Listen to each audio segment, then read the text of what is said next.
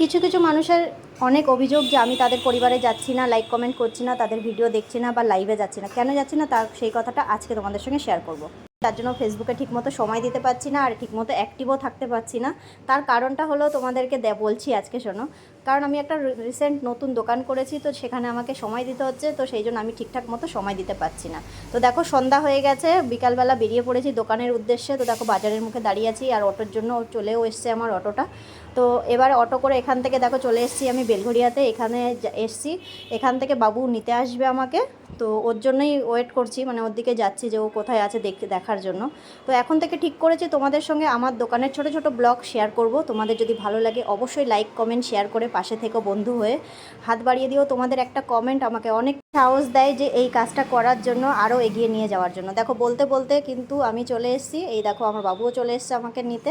তো ওর সঙ্গে উঠে বেরিয়ে পড়লাম, যাচ্ছি বেলঘড়িয়ার 2 নম্বর রেলগেটটা ক্রস করব। আর একটা কথা কি জানো তো বন্ধুরা, যখনই আমরা রেলগেটে আসি ঠিক তখনই কিন্তু আমাদের অবস্থা ঠিক কেমন হয় জানো তো। এই দেখো দেখাচ্ছি, এই যে দেখেছো তো, মানে আমরা যখনই আসবো তখনই গেটটা পড়ে থাকবে।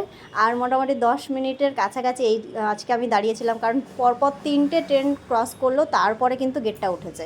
আজকে এই ভিডিওটাতে তোমাদেরকে এটাও শেয়ার করে দেবো যে আমাদের দোকানটা যেতে হলে ঠিক কিভাবে তোমরা যেতে পারবে। ওই দেখো পাশে মানে একদম সামনেই বেলঘড়িয়া স্টেশন, আর এটা হলো 2 নম্বর রেলগেট। তো তোমরা এই যেখান থেকেই আসো বেলঘড়িয়া স্টেশন থেকে এরকম 2 নম্বর রেলগেটের কাছাকাছি চলে আসবে। আর দেখে বলে দিচ্ছি, ওই যে দেখো সামনে কল্পনা সুইট যে দিকটা আছে সেই দিকটা, এই যেরকম রেল লাইন ক্রস করে এই যে কল্পনা সুইটটা রয়েছে সামনে, কল্পনা সুইটের পাশ দিয়ে এরকম সোজা দেখো আমরা চলে যাচ্ছি, রাস্তাটা যেভাবে যাচ্ছে ঠিক সেইভাবেও তোমরাও কিন্তু চলে এসো আমার দোকানে।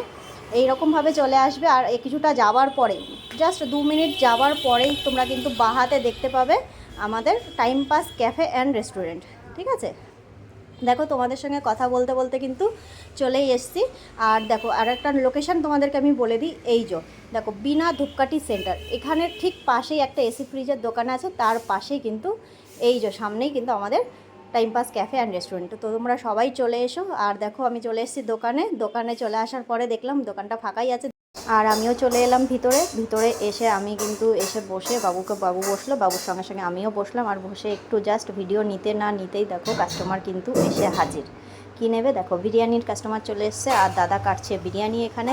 তো এই দাদাকে বিরিয়ানির কাটতে কাটতে আমি কি করলাম, ঝটপট করে ওদিকে চলে গেলাম দাদাকে বিরিয়ানির স্যালাড দিতে। বিরিয়ানির স্যালাডে যাচ্ছে পেঁয়াজ লঙ্কা আর শশা, এটা স্যালাড দিচ্ছি, আর সঙ্গে যাচ্ছে চাটনি।